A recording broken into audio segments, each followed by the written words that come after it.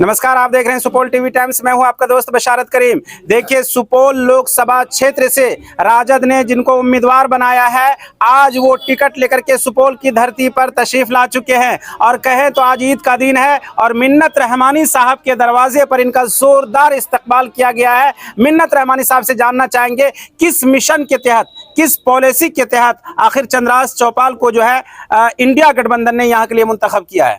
नहीं, देखिए, देश के अंदर जो हमारे इंडिया गठबंधन है उसकी सबसे बड़ी जो सोच है कि इस सोच का नतीजा है कि समाज का जो अंतिम तबका है, जो कहीं ना कहीं वंचित तबका है, शोषित तबका है, वैसे लोगों की आवाज़ कैसे बुलंद की जाए।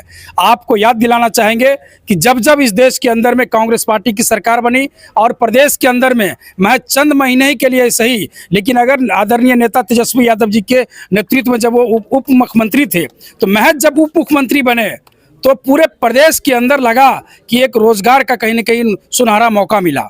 लेकिन एक ऐसा सुनहरा मौका जब लोगों को मिल रहा था तो कहीं एक दूसरे तबके को लगा कि ये मौका अगर हम दे दिया जाए तो लोगों को एक रास्ता निकल जाएगा। उस रास्ते को रोकने के लिए, युवाओं के रोजगार को बाधक बनाने के लिए फिर सरकार पलट गई। हमें उस बात की फिक्र नहीं है। सवाल यह है कि जो 2024 का चुनाव होगा, महंगाई का चुनाव है, बेरोजगारी के ऊपर चुनाव है, देश के अंदर नफरत के माहौल को ख़त्म करने का चुनाव है। तो यही वजह है कि आज अगर सुपौल के अंदर जो हमारे चुने हुए प्रतिनिधि, जिनको कि जनता देखने के लिए तरस गई, तो लोग लगा राहुल गांधी जी को और आदरणीय नेता तेजस्वी यादव जी को कि नहीं, एक ऐसा व्यक्ति होना चाहिए सुपौल के लोकसभा के अंदर जो कम से कम लोगों के बीच में मौजूद रहे।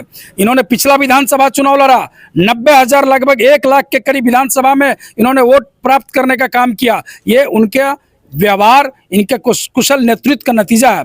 मैं पूरी उम्मीद करता हूं कि पूरे सीमांचल और कोसी में सबसे पहली सीट अगर दिन के 12 बजे हम कोई जीतेंगे तो निश्चित तौर पे सुपौल सीट की जीत होगी। हमारे पास हम विकास की बात करते हैं, हम जाति धर्म मजहब की राजनीति हमारी पार्टी और हमारी विचारधारा में नहीं है। जो हमारा इंडिया महागठबंधन है, इस अलायंस के अंदर में हम विकास की बात कर रहे हैं। हम बात कर रहे हैं कि देश के अंदर जो रोजगार पैदा नहीं हो पा रहे हैं उसकी बात कर रहे हैं। इसलिए जाति धर्म मजहब की बात तो वो करते हैं जिनको अपने विकास दिखाने के लिए नहीं है। हम तो दावा करते हैं कि आप दिखाइए कि आपने पिछले 10 वर्षों में ऐसा क्या कारनामा किया है जो आपको जनता दोबारा चुन करके देश का प्रधानमंत्री बनाएगी। निश्चित तौर पर देश बदलाव चाह रहा है। कौन से ऐसे इश्यूज होंगे जिस पर आप सुपौल में इलेक्शन लड़ेंगे? मेरा इश्यूज होगा कि हम आम जनता के बीच हमेशा रहेंगे, उनके सुख दुख में, और कदम से कदम मिला के चलेंगे। जिस तरह से वर्तमान सांसद जनता के बीच से फरार है, जनता में भारी आक्रोश है। हम यकीन दिलाता हूं कि हम हमेशा जब लोकसभा चलेगा उसके बाद जनता के बीच में रहेंगे और जहां भी जाएंगे, जैसे हम प्रचार के दौरान भी बीरपुर में जाके 2 रात रह के प्रचार किया, छातापुर में रहा, तो हम सांसद बनने के बाद भी हम जहां जहां सुदूर देहात है वहां भी रह के जनता के बीच रहेंगे और जनता के हर दुख सुख में हम सागिर रहेंगे। सिटिंग एमपी के मुकाबले में आपको टिकट दिया गया है, लगता है कि जोरदार मुकाबला होगा? नहीं, हमको तो लग रहा है कि यहाँ कोई मुकाबला ही नहीं है। जिस तरह से जन समर्थन हमको मिल रहा है, यहाँ न कोई दल रहा न जात रहा, जात पात और दल से ऊपर उठ के समर्थन कर रहा है। जिस तरह से तेजस्वी यादव जी और राहुल गांधी जी ने A to Z की पार्टी का नारा दिया है इंडिया गठबंधन को, ये A to Z की नारा यहाँ सुपौल में लग रहा है। और हमें अभी भी आ रहे थे कई जात का लोग, हमें दिल से आशीर्वाद दिया, मैंने पैर छूने का भी काम किया। हमें लग रहा है कि सही में मिन्नत भाई ने कहा कि यदि कोई सीट जीतेंगे हम उत्तर बिहार में तो सबसे अधिक मत से सुपौल जीत के। इंडिया गठबंधन में बहुत सारे लोग हैं, बहुत सारे ओहदे पे भी हैं, क्या सबको एक साथ मजबूती के साथ इकट्ठा करके आप रख पाएंगे? निश्चित। हम लोगों का जो विजन है, जिस तरह से हजारों किलोमीटर की यात्रा तय करके राहुल गांधी जी ने भारत जोड़ो यात्रा तय किया और 10 दिन में 35 की बात कर रहे हैं, नहीं 35 किलोमीटर की यात्रा तय करके तेजस्वी यादव जी ने जन विश्वास यात्रा किया, जन विश्वास रैली किया।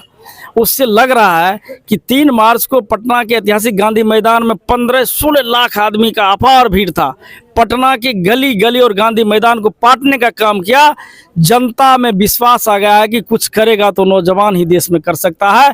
और हमारा जो नेता है, जो मिन्नत भाई ने कहा कि हम लोग नफरत की राजनीति करते हैं, हम लोग इंसानियत की राजनीति करते हैं, हम लोग महात्मा गांधी, अंबेडकर, पेरियार के संतान है, हम लोग संविधान से देश को चलाना चाहते हैं, नफरत नहीं फैलाना चाहते। बेहतर है विधायक जी आए। क्या कहेंगे मैम?